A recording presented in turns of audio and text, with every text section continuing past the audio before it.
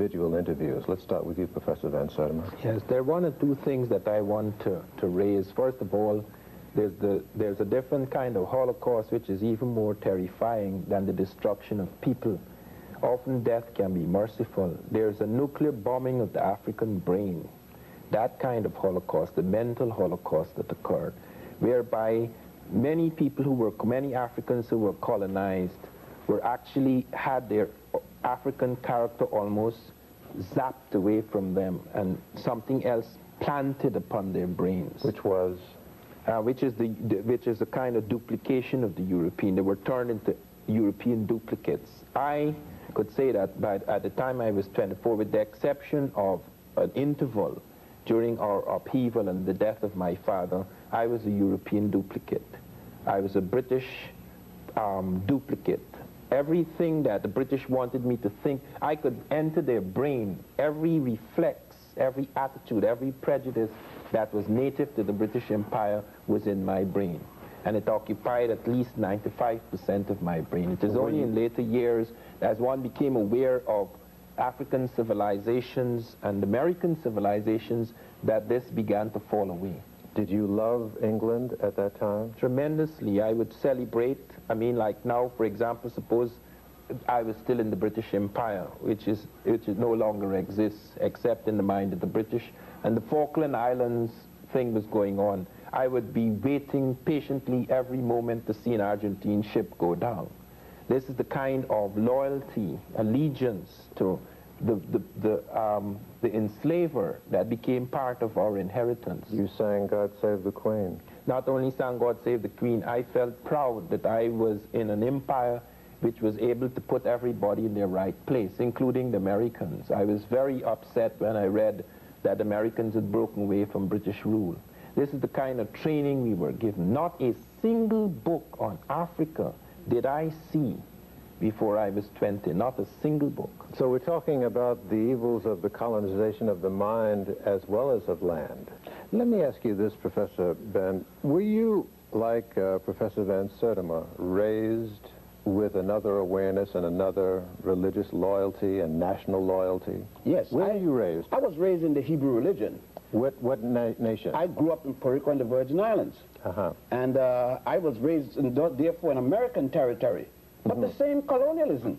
I remember myself as a youngster on the 4th of July, walking with a red, white, little flag with the, what it was then, 40-something stars, and running down there when Eleanor Roosevelt came and all these different things. And, you know, I volunteered in World War II, you know. Nobody called me. I volunteered. I was so stupid.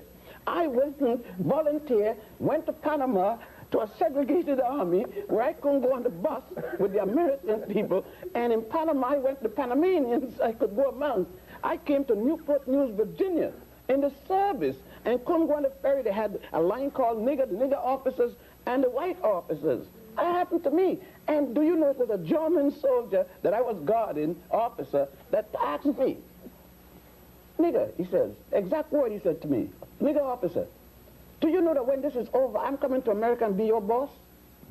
And then I started for the first time to get some sense, although I had been segregated in Panama and so forth. And I didn't even recognize I was being segregated in Puerto Rico and the Virgin Islands. I didn't even realize it. I thought that everything was, as they say, hunky-dory down there.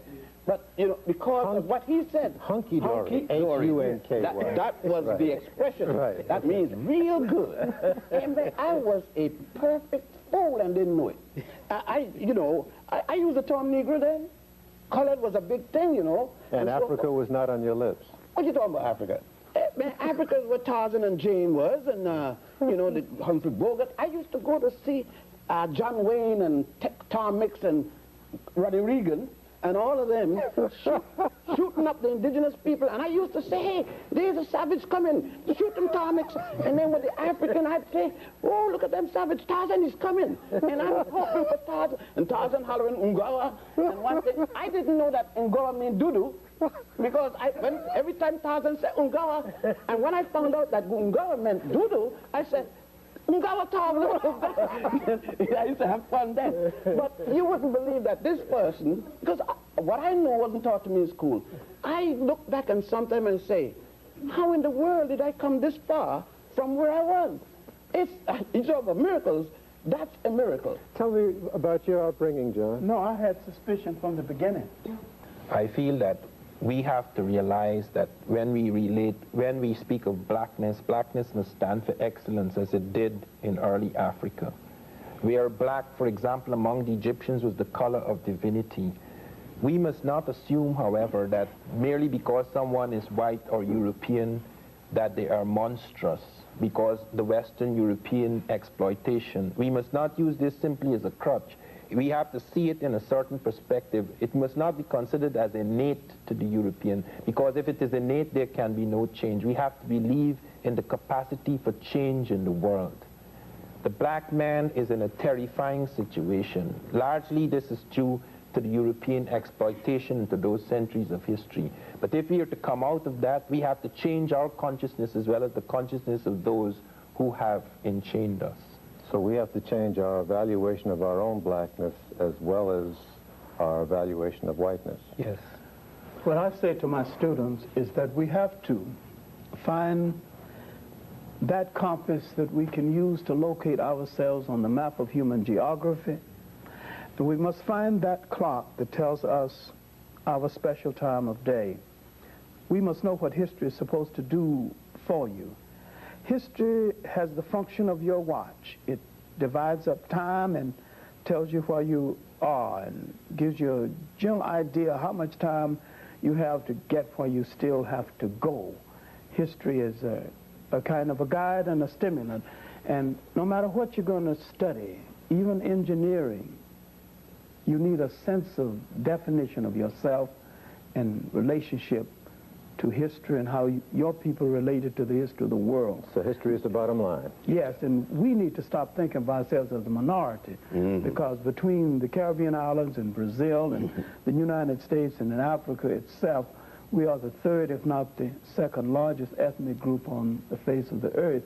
And we've got a piece of geography over there, maybe 13 million square miles, that's ours. And when I say ours, I don't mean north, south, I mean all of it. That's right. Every blade of grass, every grain of sand. And that's the inheritance of our children and their children still to come. And we don't have to go to any Bible to make any claim, because our claim is all prevailing, and the map of that continent is stamped on most of our faces.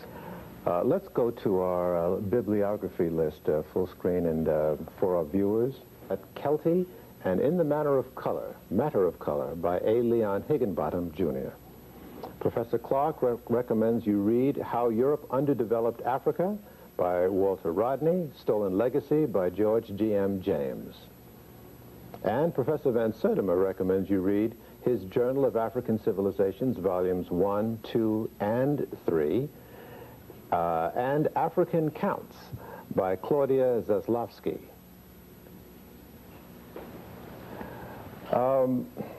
So what I seem to be getting from all of you is that you have found your particular steel, all of you, has been derived from that which you have learned, and that perhaps before that infusion of the historical metallurgy, shall we say, into your systems, you were sort of lost and unclear about who you were and what you had to do and what your role was on this planet. Yes, I would say definitely that my readings and most of my travel, particularly when I went to Egypt, it changed my world. I thank you all. So ends, for a while, our exploration into our history, a history that has shaped the world and supplied the very foundation of civilization and culture. If what you have